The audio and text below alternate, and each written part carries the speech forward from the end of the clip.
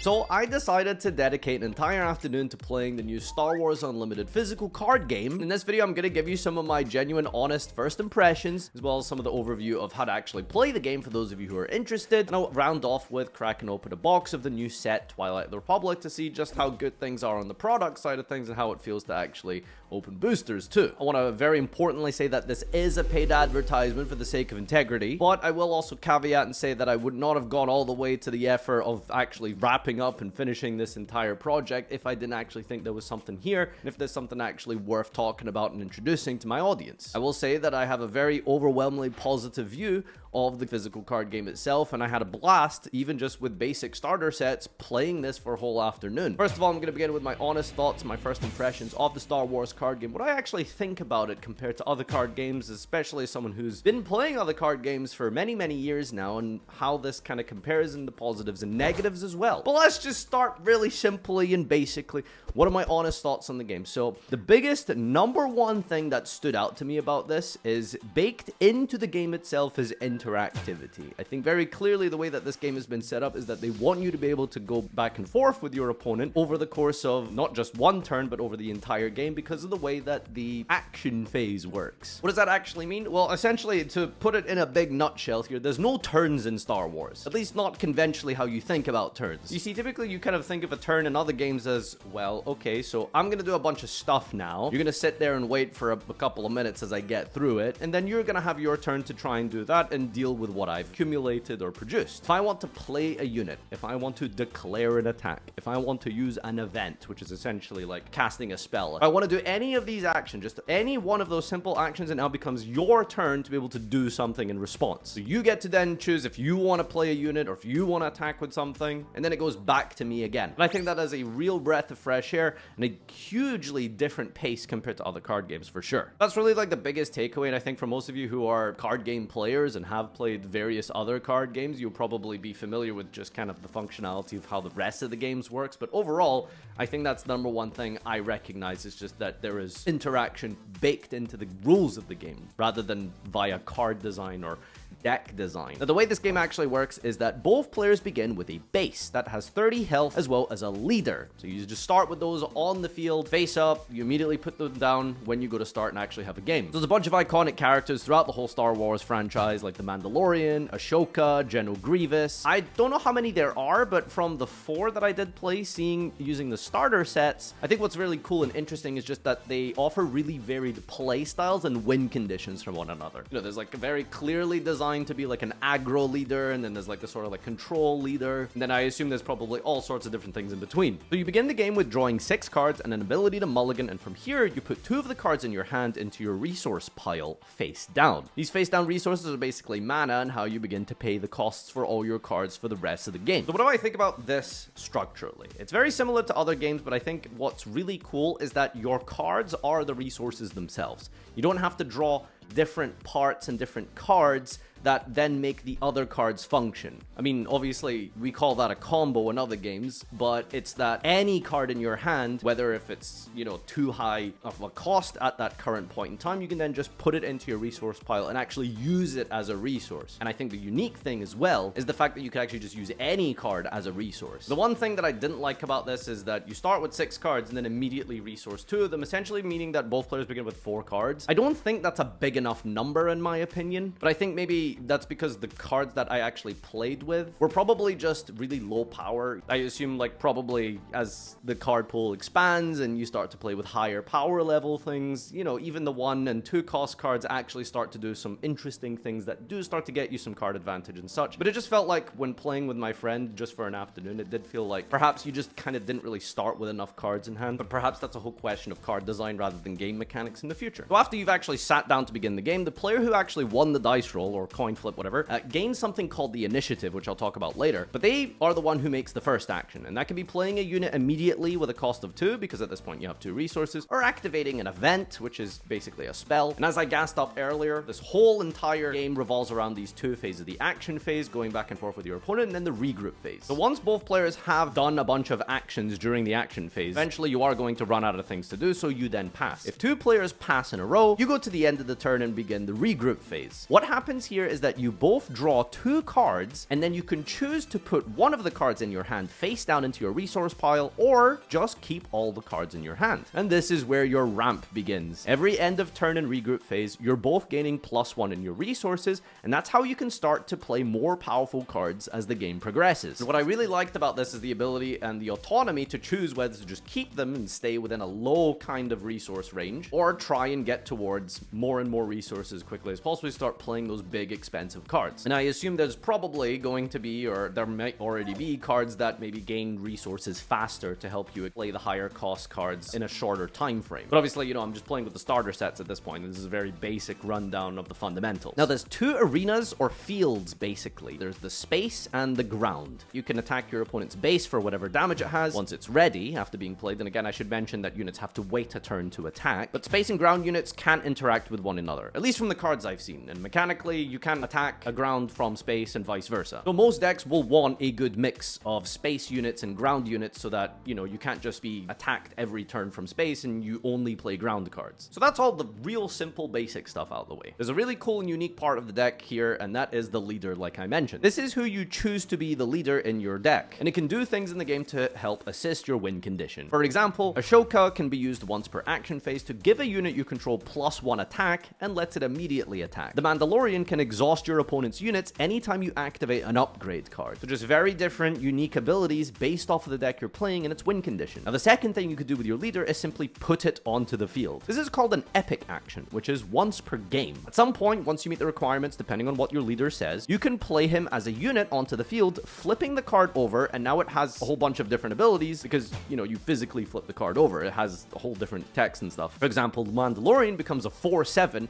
that can exhaust units anytime you play an upgrade. Seems like a pretty insane card for controlling the field and being a bit of a sort of anti-aggro machine, but yeah, he becomes a unit and he gets to interact with all your other cards in a different way in the ground arena. So obviously, a big part of the Star Wars strategy and flow of mechanics in the game is going to actually be deciding when it's time to perform the epic action of putting your leader onto the field and using those powerful abilities to your advantage. And one final thing to mention is the initiative mechanic. So I did kind of mention there's no turns per se, but someone obviously has to choose to go first at some point. You have this thing called an initiative token that you win by, you know, winning the dice roll or whatever. You can choose to take the initiative first. So at some point during your turn, you can choose to declare taking the initiative. What this means is that once you've taken the initiative, you then get to begin first action next turn. But for this turn, you have to pass priority every single time your opponent does something. And then from the next turn, your opponent can then choose to take the initiative from you. And obviously the downside being that once you do choose to take the initiative, you don't just get to play for the rest of the turn. You can't just shotgun, yes, I'll take initiative forever. So that's the sort of balancing act there. Perhaps you're playing a more reactive deck where letting your opponent take initiative is actually better for you and you'd rather react rather than be proactive. That's your rundown and my honest thoughts and impressions. Let's crack open a box and see if I can get anything neat. All right, so I'm not going to read every single card, but of course, anything noteworthy that pops up, I'll definitely have a gander at.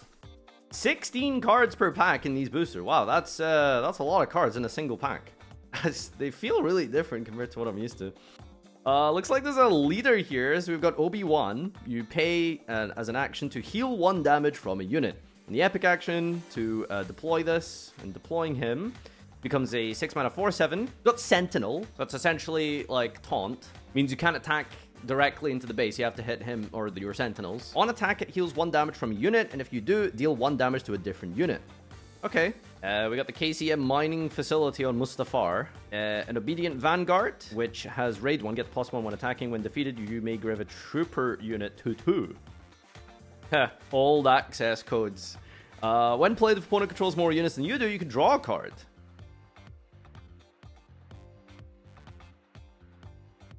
Alright, so these are like a bunch of the commons here. We got Finn as well, and whoa, that's sparkly. Execute Order 66. A plan. Okay, well, do you just win the game here? Deal 6 damage to each Jedi unit. For each unit defeated this way, its controller creates a clone trooper token. Oh, does every pack just come with, like, a leader? Newt Gunray, if you control 6 or more resources. I'm curious if there's any leaders that require, like, basically, like, 2 resources, and that's it. Becomes a 2/8 that on attack creates a battle droid token. Just pretty simple. If 2 or more friendly units were defeated this phase, create a battle droid token. So this is going to be swarming a bunch of low-cost droids, I suppose. That's kind of cool. Level 1313 in Cruciant. Strategic analysis. Whoa, 5 cost, draw 3. Drawing cards, always great. But for 5, that's a lot. Enter the Public, Holdout Blaster, Draining Raid, deal 2 damage to a unit or base for 1 cost. Guard in the Way, give a unit Sentinel for this phase. If you have the initiative, give it 2/2 as well. Republic Commando, Breaking In. Lone Cohort, Clear the Field, Shadowed Intentions, and here's a holo here, Separatist Super Tank. 9 cost, Exploit 3. Yeah, there's a bunch of keywords. There's like Sentinel, which is, you know, you can't attack anything except the Sentinel. Overwhelm is like basically piercing damage. While playing this card, defeat up to 3 units you control. That this card costs 2 less for each defeated. Oh, so you can kind of cheat it out by sacrificing maybe those like droid tokens, right? Like, you know, you get all your tokens out as quickly as possible with the Newt Gunray, and then you get this out for significantly cheaper, and it's an 8/8. I see the synergies here. All right, next up, we got a Captain Rex leader. 5 or more to deploy. 2 cost. If a friendly unit attacked this phase, it can create a Clone Trooper token. When deployed, create a Clone Trooper token, and each other friendly trooper gains +1 defense. He's from Sundarai, Mandalore. So I think every single pack just has a leader and a base. Which is crazy, because there must be, like, just so many different leaders and bases in this game. Which is good, because, you know, lots of different varied, strategies and win conditions and stuff. I'm just, like, trying to pick out things that look somewhat, like, grab my attention here. Whoa, Zero the Hutt here. 5/2/8. When played for each opponent, you may exhaust the unit that player controls. Shakti, 4/3/4. Each friendly token unit gains +1, and on attack claims a Clone Trooper token. And our holo is Manufactured Soldiers. Choose 1, create 2 Clone Troopers or 3 Battle Droids. Oh, so it's look like each pack either has like a leader or it has like a token instead of oh no, I did get a thing. Count Dooku, play Separatist from your hand. It gains Exploit 1. So playing from your hand still means you need to pay the cost, right? You can't just like use this and then play a 8 cost thing or something, right? He's a 7/5/9 with Overwhelm, and on attack, the next Separatist you play gains Exploit for 3. Basically, you can sacrifice 3 units to reduce the cost significantly of a Separatist card in your hand. And our holo here is a Vanquish. Just a 5 cost, defeat a non-leader unit. It looks gorgeous, by the way, but removal is king, right? Even for expensive costs like this, it trades really nicely, probably. Oh, Maul! Okay, alright, classic. Attack with a unit that gains Overwhelm. When attacking an enemy, it deal excess damage. So the epic action becomes a 6 mana, 6/6. Overwhelm, each other friendly unit gains Overwhelm. Okay, like, so the excess damage is nice, but it actually feels a little bit underwhelming. Haha. Like, yeah, piercing damage is good, but it doesn't really gain advantage or advance your game state too much. Reckless Torrent. So let's take a look at a space unit. So this is Coordinate. Coordinate works by having 3 units, I believe. That's what I played with the Ashoka leader. When played, you may deal 2 to a friendly unit and deal 2 to an enemy unit in the same arena. Gain the ability by control 3 or more units, including this one. Warrior Drone. Just a 1 cost, 1/4. When defeated, create a Battle Droid token for a space unit, 2/1, 2 cost. Just early game units that you can sacrifice for things like Count Dooku. We have a trick here. Exhaust a non-unique unit and create a Clone Trooper token. And we have a Holo Echo. I actually played with Echo, but in the starter set, but I guess this is just the foil version, so that's pretty cool. Another Captain Rex. The Nest with the Battle Droid token. Reckless Torrent. Seen this a few times. Heavy Gunner, I think I played with that in the set as well. On the doorstep, supply 4 cost, create 3 Battle Droid tokens and ready them. Readying means they can attack immediately. This is just a 5/4/5 Sentinel. The Separatist, so I guess you could make it cost lower with some of the other cards we've seen. Oh, we got an Order 66 and a Sly Moore. When played, take control of an enemy token unit and ready it. At the start of the recruit phase, that token's unit takes control of it again. Stealing, man. That's crazy strong. Alright, through here we've got... Whoa! Okay, that's... I think this is called the Hyperspace Rare or something, isn't it? It's got like the borderless design there. Each unit gains action. Discard cards from an opponent's deck equal to half this unit's remaining HP rounded up. Boom Series Officer. 2 cost, 2/1. When defeated, deal 2 damage to a base. You can see like the Separatists seem to be out swarming. Croissant Guard. Ambush. So I think it gets to attack it immediately, right? Yeah, get to ready it. Grenade Strike. Deal 2 to a unit. Deal 1 to another unit in the same arena.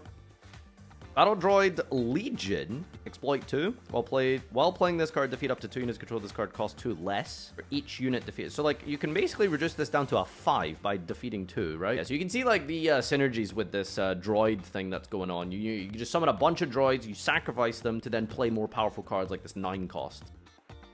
Lux Bontarai, 2/3/2 Separatist. Opponent plays a card if that opponent paid less than the cost. Play it, ready or exhaust a unit. Okay, so there's like a counter to that as well. So you can see like there's a bunch of mechanics that cheat out the cost. So you can use this guy to then ready something or exhaust your thing. Freelance Assassin, 3/4/2, pay 2. If you do, deal 2. That's pretty good. Another Obi-Wan here. Get a Battle Droid token. Gonna have a million of these by the end of this. I feel like I've heard good things about this one. Asajj Ventress is a 4/2/4. Exploit 2. Defeat up to 2 to cost 2 less. On attack, if you attack with another Separatist, it gains 3. Okay. 3/4 for a 4 cost. Sacrificing some droid tokens to get this out and gain 3. Goes up to a 5/4. It's pretty strong. Hey, R2-D2, the classic. 2 cost, 2/4. When played, discard a card from your hand if you do search the top 3 and draw it. Ooh. Listen, man, when it comes to consistency, those are usually very good cards. So I don't know. This must be sick. Got a Kalani and a Hailfire tank that can exploit 2 to just become a 7/6. Oh, this is a cool full art we got here. It's a Falchian Ion tank. Just a Sentinel ground unit.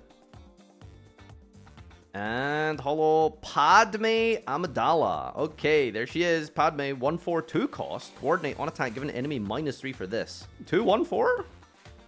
Kind of fits her theme, I suppose, for Padme being a pacifist that she was. If I notice any like full arts, there you go. Bactoid Spider Droid, Exploit 2, and Ambush. Wow. And we got a holo Croissant Guard. Croissant. Going for like the full arts and holos at this point. Oh, there's the borderless Asajj Ventress. And Death by Droids. 5 cost event. Defeat a unit that costs 3 or less and create 2 battle droid tokens. That's really good. Just 5 cost removal for your opponent, then get 2 droid tokens that then further your cheating costs of all the other dudes. Like this is a good card, right? This has to be a good card. Got a Fulloid Mana Guard Wing Leader. 3 cost, 3/4. Attack with a droid, then attack with another droid. Uses ability only once each round. And we have the 501st Liberator. 3 cost, 3/3. When played, if you control another Republic unit, deal 3 from a base. Or heal 3, rather. I don't know if, like, healing is good. Like, I don't know. It's obviously really strong against, like, aggro decks, per se. But I've always been a fan of, like, dealing damage and, like, rushing down the opponent. But I guess it's, like, supposed to be an anti-aggro card for that reason. And over here, hunting for those full arts, we've got nothing here but a holo Vanguard Droid Bomber. A 2/2/2. When played, if you control another Separatist, deal 2. Just some ping damage.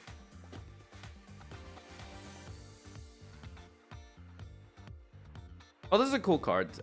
So it's an upgrade, so you can deal 2 damage to an attached unit. So, you know, sacrifice some life on it, and then it gains +4 for 2 cost. It can definitely be really good for, like, taking something huge out. Plo Koon, a 5/3/6. Ambush and Coordinate Raid 3. It's a 6/6 with Ambush for a 5 cost if you have 3 guys total. This seems pretty powerful. And then we've got Advanced Recon Commando, with just a 3/4/3 with Overwhelm. Django Fett. Friendly unit deals damage to an enemy unit. Exhaust this, and then exhaust that enemy. Alright, so I can see, like, the Mandalorian style cards are all about, like, slowing down the game. Then is, when a friendly unit deals damage to an enemy unit, exhaust that unit.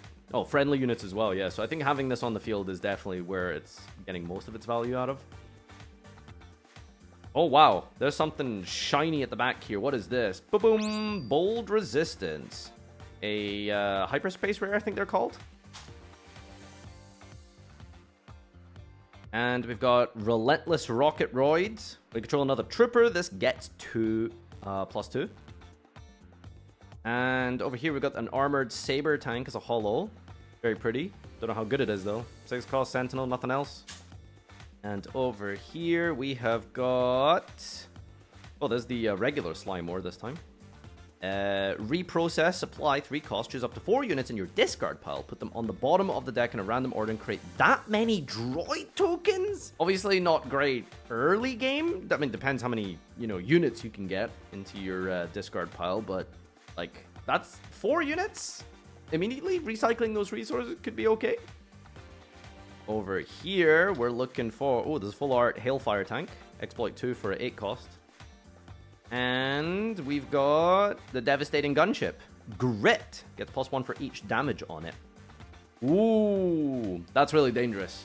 Yeah, you want to, like, eliminate these Grit cards immediately. Because if you just, like, chip away at them, they get bigger and bigger. And then, like, attack back for a huge chunk. That's pretty cool.